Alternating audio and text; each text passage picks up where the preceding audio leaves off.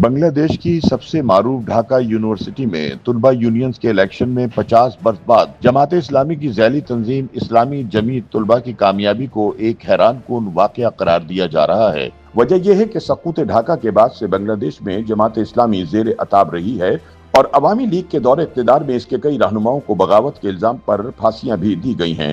تاہم سیاسی تجزیہ کاروں کا کہنا ہے کہ بنگلہ دیش میں اسلامی جمیت طلبہ کے دوبارہ زندہ ہو جانے کا مطلب یہ نہیں کہ پاکستان میں بھی اسلامی جمیت طلبہ دوبارہ سے کھڑی ہو جائے گی۔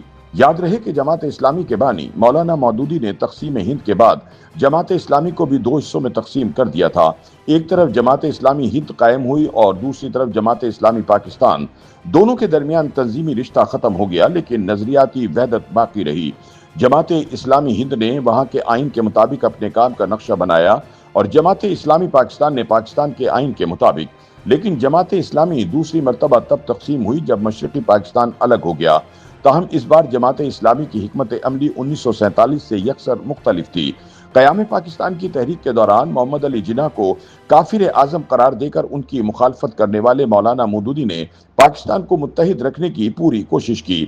جماعت کی قیادت سمجھتی تھی کہ یہ مسلم اکثریتی ملک ہے، اس لیے یہاں نظریاتی وحدت کو قائم رکھنا ممکن ہے، لیکن مولانا مودودی کی یہ کوششیں رائے گاہ گئیں اور مشرقی پاکستان الگ ہو گیا۔ اس کے ساتھ جماعت بھی ایک بار پھر دو حصوں میں بٹ گئی۔ تقسیم ہند کے بعد دونوں ممالک میں جماعت اسلامی نے اپنے ہدف تبدیل کر لیے۔ جماعت اسلامی ہند نے سیاست کی بجائے دعوت کو اپنی کوششوں کا مرکز بنایا۔ ایک ایسے ملک میں جہاں کی غالب اکثریت ہندو ہے، وہاں اسلامی انقلاب کا نعرہ حقیقت پسندانہ نہیں تھا۔ تقسیم پاکستان کے بعد جو دو ملک بنے، ان دونوں میں اکثریت مسلمانوں کی تھی، اس لیے جماعت اسلامی کی حکمت عملی دونوں ممالک میں یکساں رہی۔ دونوں کو اسلامی ریاست بنانے کی کوشش کی گئی۔ بنگلہ دیش میں قوم پرستوں نے ان لوگوں کو غدار سمجھا جو پاکستان کی وحدت کے قائل تھے۔ انہوں نے جماعت اسلامی کو پاکستانی فوج کا پٹھو قرار دے کر بدترین ریاستی تشدد کا نشانہ بنایا۔ تاہم جماعت اسلامی بنگلہ دیش نے اپنی سیاسی جدوجہد جاری رکھی۔ اس نے عوام کے دل میں جماعت کے لیے ہمدردی پیدا کی۔ شیخ حسینہ واجد کے برسر اقتدار آنے سے پہلے جماعت کی انتخابی کارکردگی بہت اچھی تھی، لیکن حسینہ نے انتخابات کی حرمت کو بھی پامال کیا اور ریاستی ظلم سے جماعت کا راستہ روکا۔ تجزیہ کاروں کا کہنا ہے کہ یہ کوشش جماعت کو اقتدار کے ایوانوں سے دور رکھنے میں تو کامیاب رہی، مگر عوام سے دور نہیں کر سکی۔ اس کا ایک بڑا ثبوت ڈھاکہ یونیورسٹی کی اسٹوڈنٹس یونین کے الیکشن میں اسلامی جمیت طلبہ کی حالیہ کامیابی ہے۔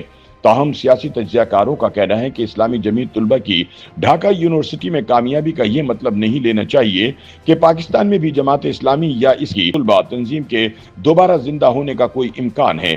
وجہ یہ ہے کہ بنگلہ دیش میں پچھلے برس جو عوامی انقلاب آیا تھا، اس میں بنیادی کردار طلبہ نے ادا کیا تھا، لہٰذا اس وقت بنگلہ دیش میں طلبہ تنظیموں کا عروج ہے۔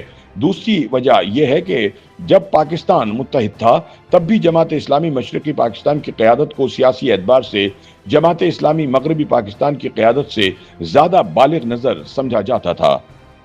YouTube پر گوگلی نیوز دیکھنے کے لیے youtube.com کی سرچ بار میں googly news T V type کریں۔ گوگلی نیوز کے پیج پر سرخ رنگ کے سبسکرپشن والے بٹن پر کلک کرنا نہ بھولیے۔ YouTube پیج پر اپلوڈ ہونے والی ویڈیوز سے باخبر رہنے کے لیے بیل آئیکن پر کلک کیجیے۔ آپ کو ہر نئی ویڈیو کے بارے میں نوٹیفیکیشن موصول ہو جائے گا۔